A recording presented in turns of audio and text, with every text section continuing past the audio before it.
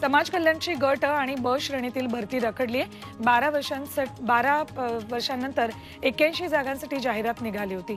अर्ज भरून आता 7 महिने उलटलेत, तरी एमपीएससी कडून परीक्षेची तारीख जाहीर केलेली नाही। त्या 2024च्या परीक्षांच्या वेळापत्रकात समाज कल्याणच्या भरतीला स्थान नसल्याने उमेदवार हवालदिल झालेत।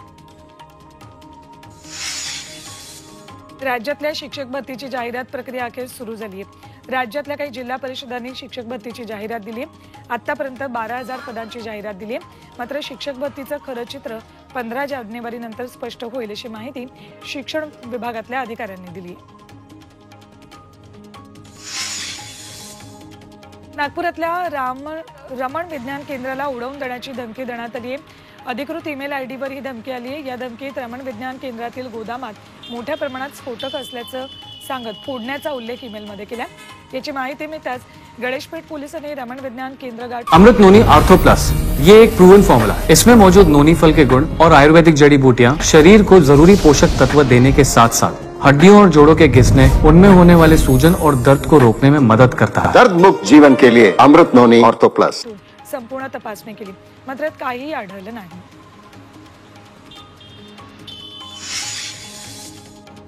छत्रपती संभाजीनगरमध्ये 15 दिवसात मराठी पाट्या न लावल्यास दुकानं सील करण्यात येणार आहेत। महापालिकेनेच मराठी पाट्यांबाबत हा इशारा दिलाय। ज्या दुकानांच्या पाट्यांवर मराठी नाव छोटं आहे त्या पाट्यांवरील नाव ठसठशीत असावं अशा सूचनाही केल्या आहेत।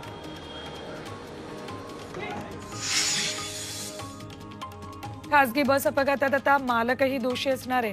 परिवहन विभागाने या संदर्भात एक प्रस्ताव केंद्र सरकारकडे पाठवलाय।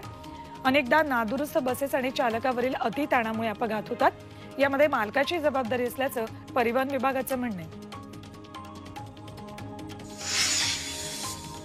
मुंबईतली हवेची गुणवत्ता गेल्या काही दिवसात सुधारते, त्यामुळे मुंबईतील कृत्रिम पाऊस पाडण्याचा प्रयोग लांबणीवर पडलाय। काही भागांमध्ये हवा गुणवत्ता निर्देशांक 100च्या खाली आलाय, त्यामुळे तुर्तास कृत्रिम पावसाचा निर्णय स्थगित केल्याचं बीएमसीनं म्हटलंय।